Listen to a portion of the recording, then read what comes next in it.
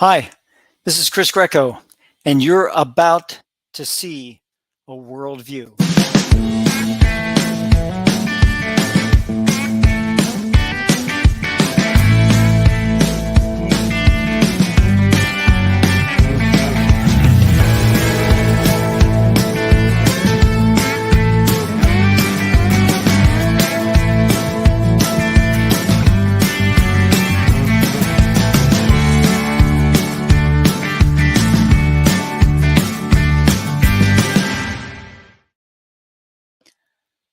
Well, here you are again.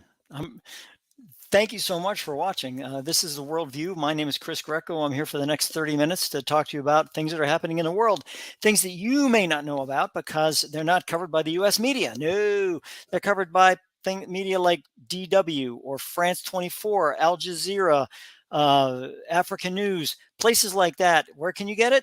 I'll tell you where you can get it. You can get it at different areas.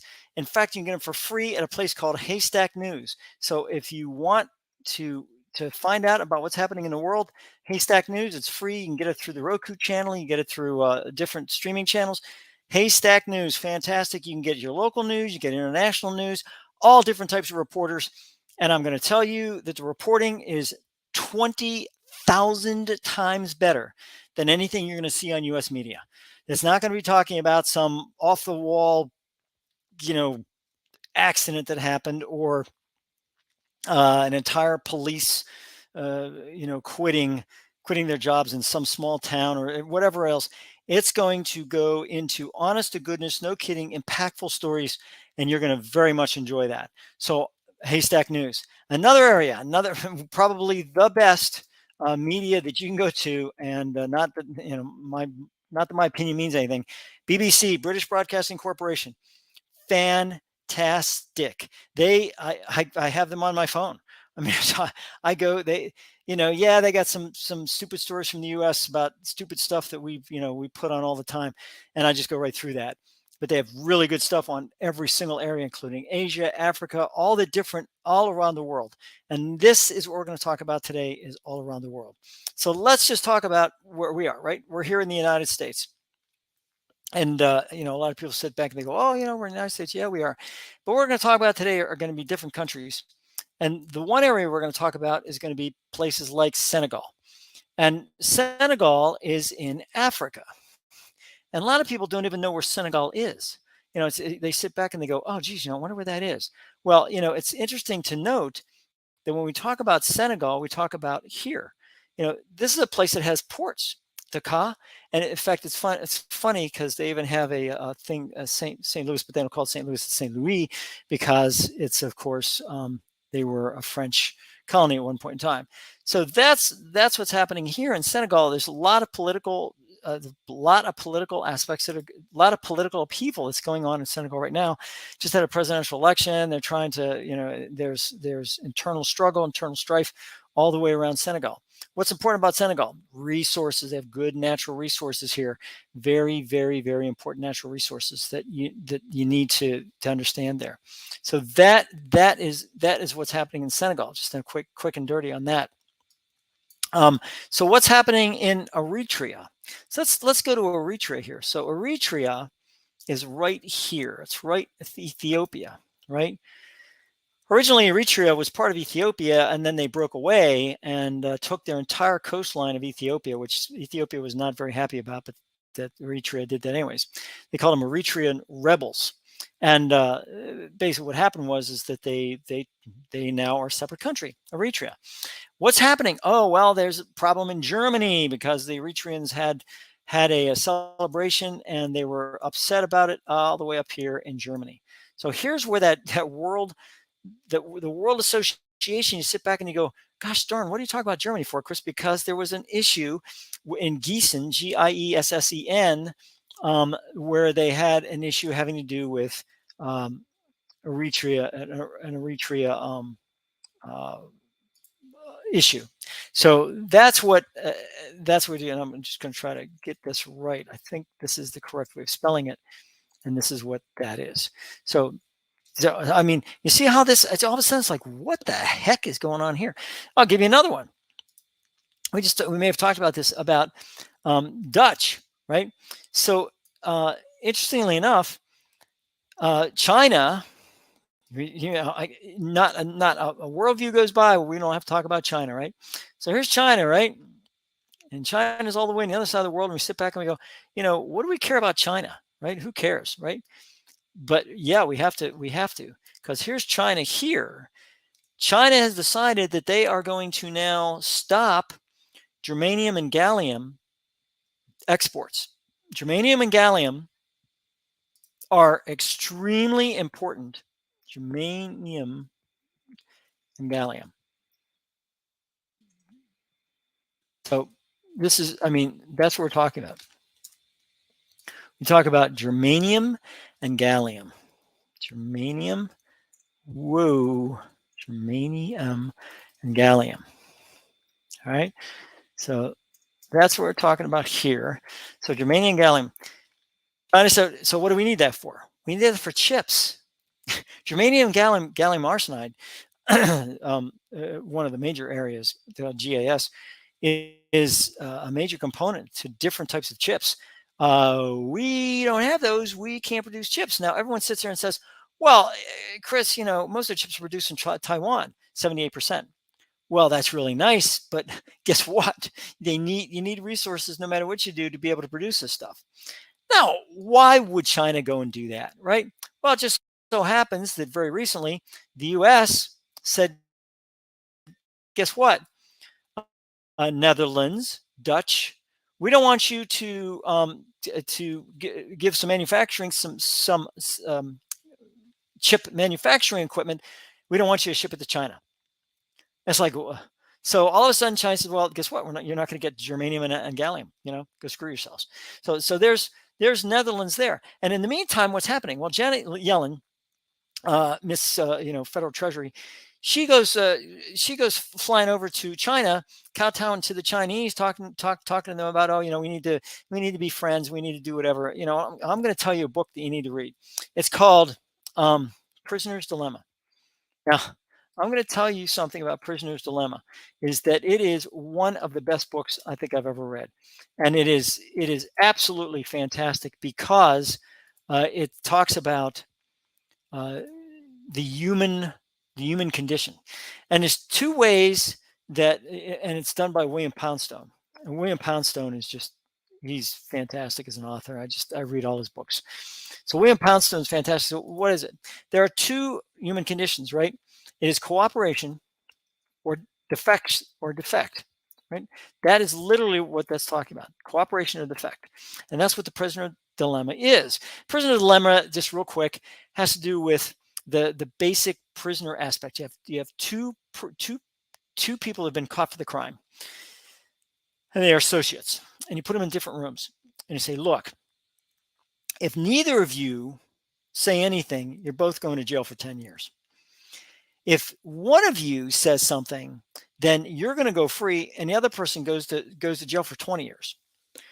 So that's the type of prisoner's dilemma it has. It's like, oh boy, and if you both say something, if you both say something, both admit or whatever it is, point to the other person, well, then you're still going to both go to jail for 10 years.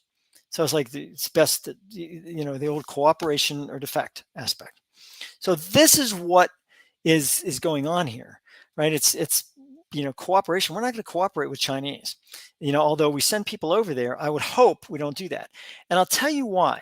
And this is pretty important. I think it's important to understand is that, and this goes all the way back to World War II when we talked about the Soviet Union, and even Russia as it is right now. The Soviet Union and Russia and a lot of these other countries, they do things what they call agree in principle.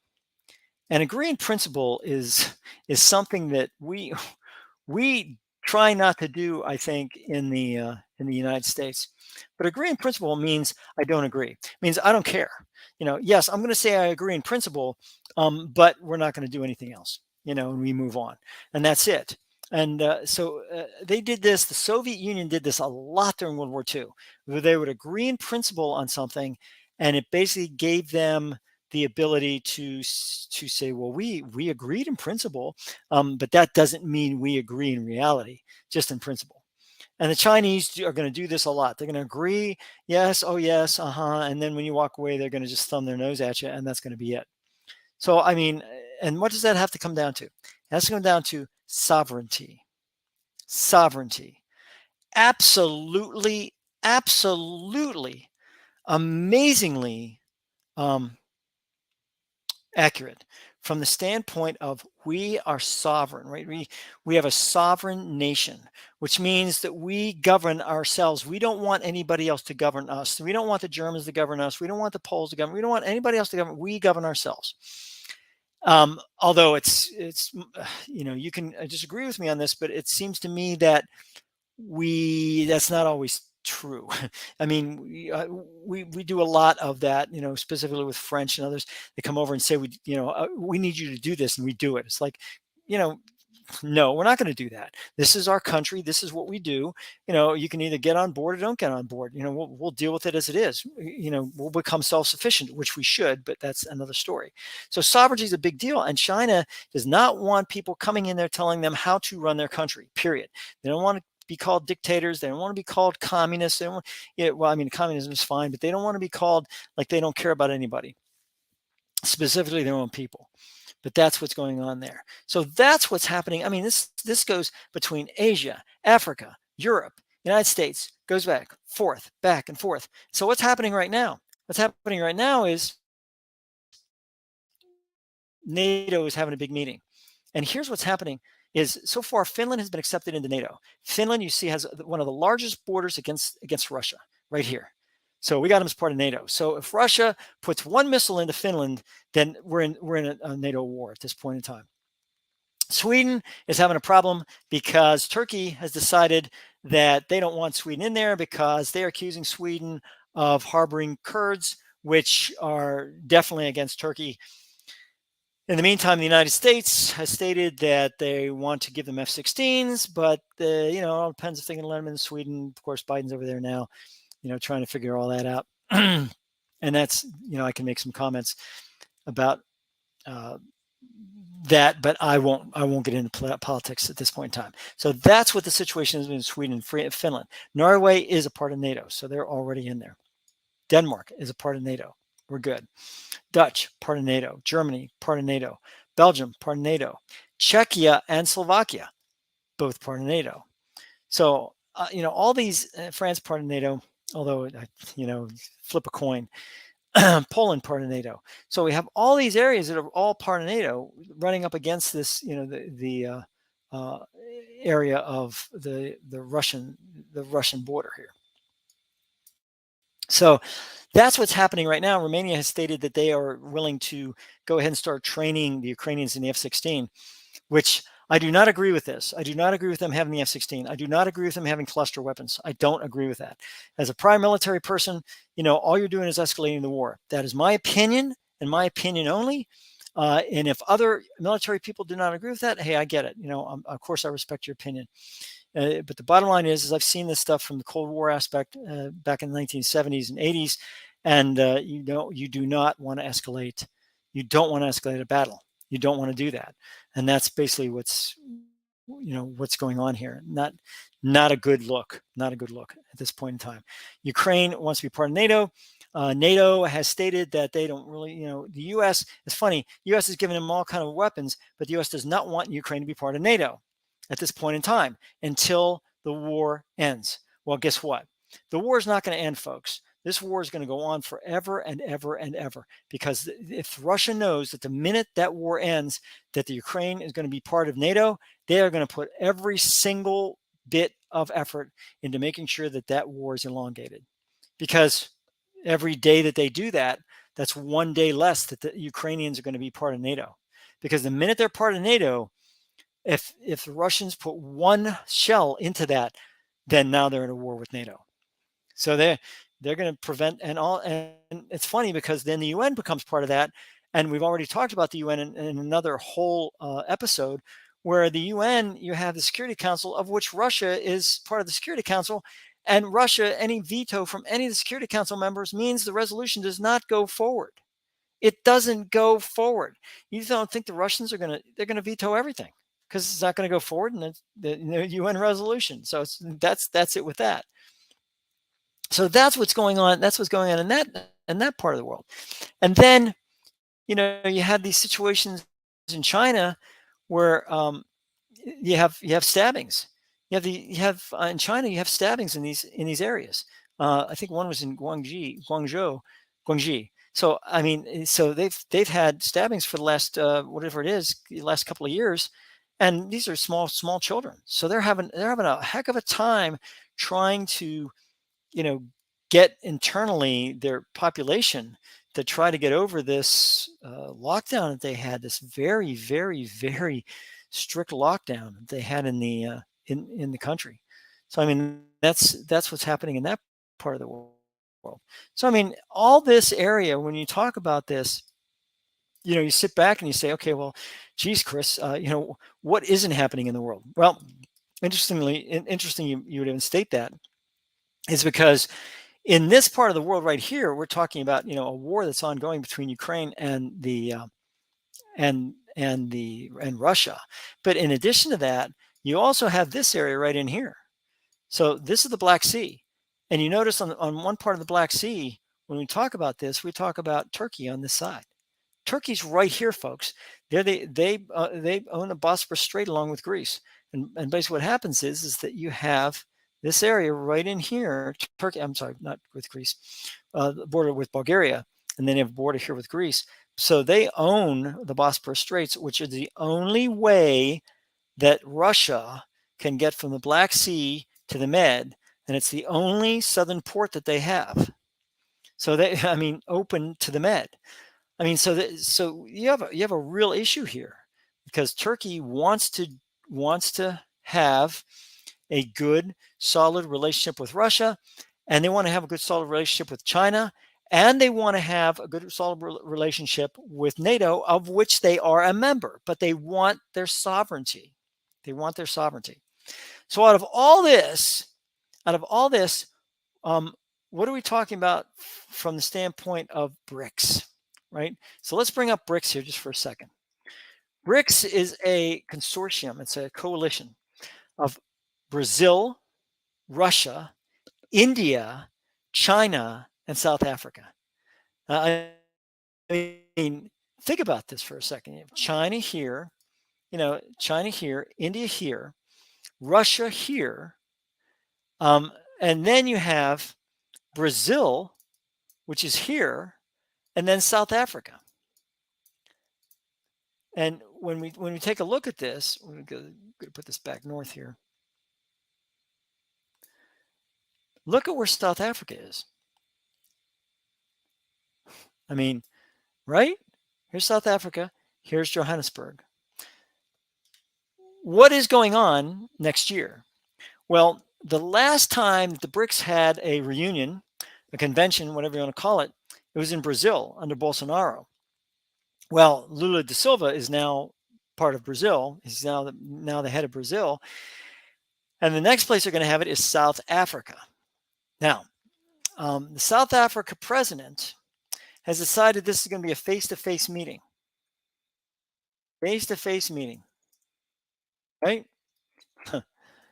Which is interesting, because it's going to be a face-to-face meeting between the leaders of Brazil, Russia, India, China, and in South Africa.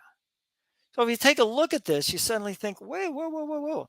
Isn't there a problem here? Because isn't Putin under warrant with the International Crime Tribunal in The Hague, which, by the way, is in the Netherlands, and all of a sudden he's going to go to South Africa, and there's not going to be anybody there to arrest him? Then the president of South Africa says, no, it's fine. He can come. There won't be a problem. And I sit back and I go, really? You're not going to have people sitting there from Interpol or whatever else waiting to arrest this leader the minute he steps foot in Johannesburg? But evidently not. Evidently they're saying no, that's not going to happen. They have face-to-face meeting, and this is what's going to happen, and there won't be a problem. So in the meantime, and this is very important. I wanted to show you something that you probably don't know, you may, is that China actually uh, owns a port. Not just any port, though, folks. A port in Sri Lanka. Sri Lanka is hurting so badly. Their inflation is above 50%. They're having a big issue with monetary aspects and everything else. They're having power outages. They're having just a bad, bad situation. And China, they owe a bunch of money to China. China says, you know something, don't worry about the debt thing, but we're going to take one of your ports. So they actually took one of their ports.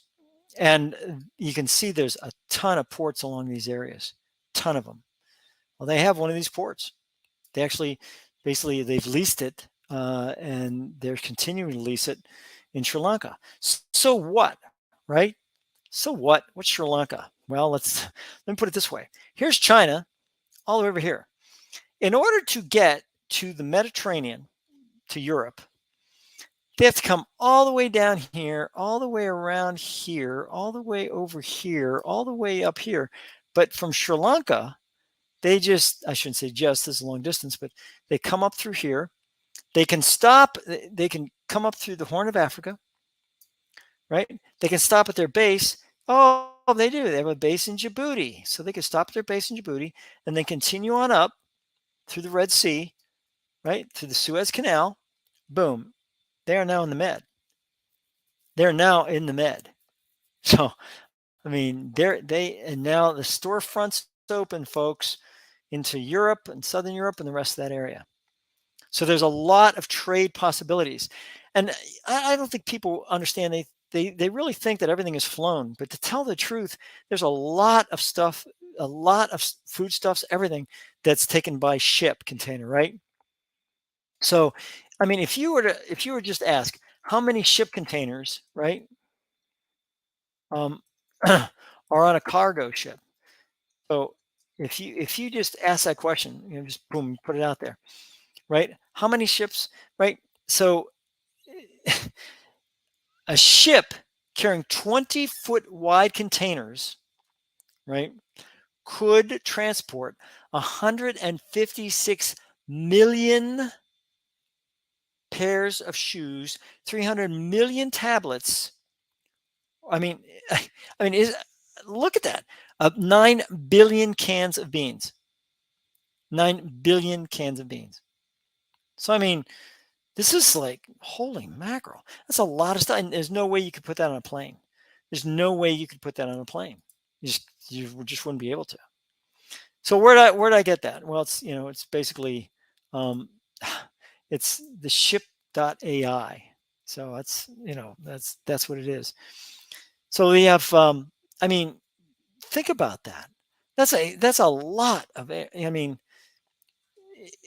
the largest container ship today can carry, which is the equivalent of 44 miles of cargo. 44 miles of cargo. So, I mean, so if you take a look at this and you say to yourself, geez, what can I do here? That's a lot of material. That's a lot of material you're taking through there. Now, interestingly enough, they go past Somalia in this area. This was a big pirate area, big pirate area. You can, can't remember the one movie that Tom Hanks was in, but they talked about that, the pirating, the piracy in that area.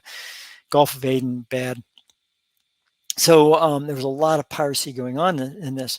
I don't think the Chinese have a problem with that, because I think the Chinese military would probably escort their ship through there if they needed to. So I think they would not have a problem. So that's basically what's going on. And this, I mean, that's just a touch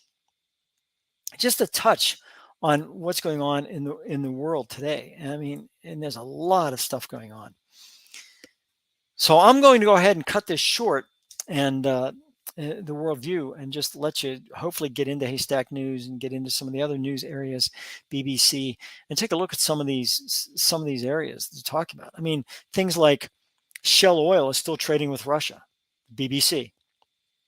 I mean, it's amazing, isn't it? I mean, you can sit there and say, "Wow, China has now made up new laws, thanks to Xi Jinping, that will punish, actually take punitive action against countries that are trying to go against China's sovereignty." So, I mean, this is not saying how. They're not saying how, but now there's a law saying they can do that. That's that is really giving a lot of power to that government to do what they need to do to be able to make sure that China maintains and strengthens its sovereignty. So on that note, I am going to call it a day with a worldview and leave you with this, is that no matter what happens in the world, no matter what happens in the world, it affects the United States. And if we do not wake up and understand how those events affect us, then it's going to be too late. We're going to sit back and suddenly realize that we are out of touch with the world and we will not be able to recover. So please have a worldview, take that perspective, and move forward. Have a great rest of the week. Take care.